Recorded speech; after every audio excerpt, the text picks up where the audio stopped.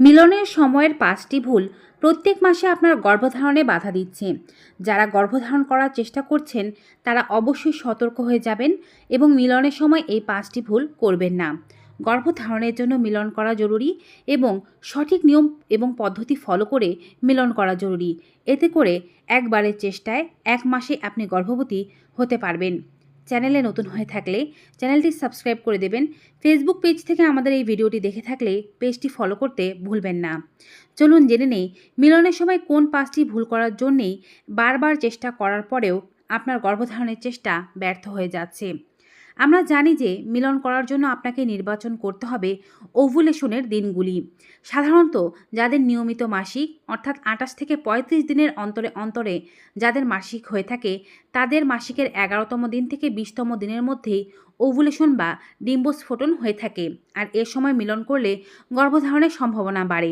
তাই আপনি মাসের অন্য দিন মিলন করুন কিংবা না করুন, মাসিকের ১১তম দিন থেকে ২০তম দিন পর্যন্ত হয় প্রতিদিন অথবা একদিন বাদে একদিন মিলন করবেন। এটি আপনার গর্ভধারণের সম্ভাবনাকে বাড়িয়ে দেবে। তবে ৫টি ভুলকে অবশ্যই এড়িয়ে চলতে হবে।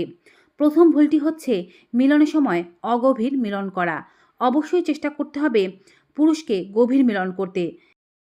গভীরে মিলন করলে এবং বীর্যপাত গভীরে করলে এটি নারীর গর্ভধারণের সম্ভাবনাকে বাড়িয়ে দেয়। কারণ বীর্যপাত যত গভীরে হবে শুক্রাণু জরায়ুর ততটা কাছাকাছি যেতে পারবে। আর জরায়ুর যতটা কাছাকাছি যাবে শুক্রাণু ততটাই দ্রুততার সাথে ভেতরে প্রবেশ করবে এবং ডিম্বাণুর কাছে যেতে পারবে। দ্বিতীয় ভুলটি হচ্ছে অসমাপ্ত মিলন, অর্থাৎ মিলন করছেন কিন্তু মিলনের দিকে মনোযোগ নেই, অথবা মিলন করছেন খুবই দ্রুত, দুজনে খুবই স্ট্রেসে আছেন, ভালোভাবে মিলনকে সম্পন্ন করছেন না। এটিও গর্ভধারণের বাধা সৃষ্টি করার একটি অন্যতম কারণ।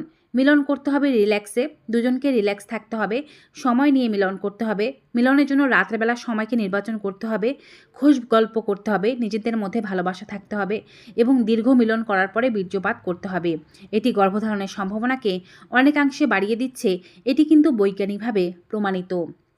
তৃতীয় ভুলটি হচ্ছে মিলনের সময় কোনো ধরনের লুব্রিকেন্ট, থুতু, ভ্যাসলিন এই টাইপের কোনো জিনিস ব্যবহার করা। এই জিনিসগুলো শুক্রাণুকে আটকে দেয় অথবা শুক্রাণু মেরে ফেলতে পারে। বিশেষ করে যে সমস্ত পুরুষদের শুক্রাণু দুর্বল তাদের ক্ষেত্রে এটি খুবই গুরুত্বপূর্ণ ভূমিকা পালন করে। তাই কোনো প্রকারের লুব্রিকেন্ট, কোনো তেল, কোনো ভ্যাসলিন অথবা মুখের লালা পর্যন্ত ব্যবহার করা যাবে না। এটি শুক্রাণুর গতিশীলতাকে কমিয়ে দিতে পারে এবং গর্ভধারণে বাধা দিতে পারে। চতুর্থ ভুল হচ্ছে মিলনের পরপর সঙ্গে সঙ্গে বিছানা থেকে উঠে যাওয়া। এটি অধিকাংশ নারীরাই করে থাকেন। মিলনের পরপর একটুও বিছানায় থাকতে চান না, যত দ্রুত সম্ভব নিজেকে পরিষ্কার করতে চান। যখন আপনি গর্ভধারণ করার চেষ্টা করছেন না তখন দ্রুত নিজেকে পরিষ্কার করা ভালো, কিন্তু যদি আপনি গর্ভধারণের চেষ্টা করে থাকেন সেক্ষেত্রে আপনাকে কিছুটা ধৈর্য ধরে অপেক্ষা করতে হবে। পা দুটো কিছুটা ওপরের দিকে তুলে রাখুন অথবা হাঁটু দুটো ভাঁজ করে বিছানায় চিত হয়ে শুয়ে থাকুন।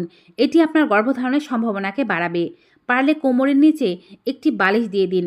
এতে কোমরটা একটু উঁচু হবে এবং বীর্য খুব দ্রুত জরায়ুর দিকে পৌঁছাতে পারবে। খুব দ্রুত যদি আপনি বিছানা থেকে উঠে যান সেক্ষেত্রে গ্র্যাভিটেশনাল যে ফোর্স আছে তার কারণে কিন্তু বীর্য নিচের দিকে চলে যেতে পারে এবং এটি আপনার গর্ভধারণে বাধা সৃষ্টি করতে পারে।